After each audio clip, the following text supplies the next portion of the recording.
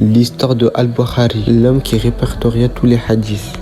Il est né à Al-Bukhara, l'actuel Ouzbékistan, en l'an 194 de l'Hégire. Al-Bukhari a été élevé par sa mère. Dans son enfance, il perdit la vue, mais il la retrouva.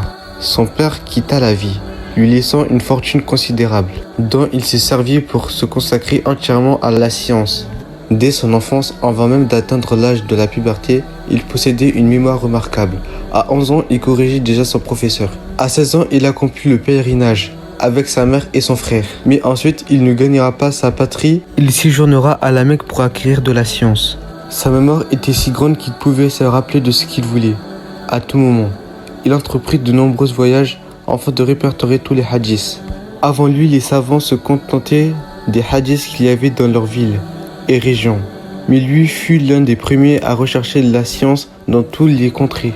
Il a dit « Je note aucun hadith rapporté par un compagnon ni l'un de leurs suivants, à moins que je n'ai connaissance précise de leur date de naissance et de mort, ainsi que des lieux où ils ont vécu. » Il mit 16 ans à rassembler tous les hadiths les plus authentiques. Il en garda 7275 sur plus de 6 millions qu'il avait rassemblés.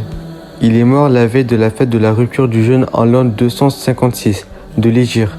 À 13 jours de ses 63 ans, actuellement sa tombe se trouve au Ouzbékistan.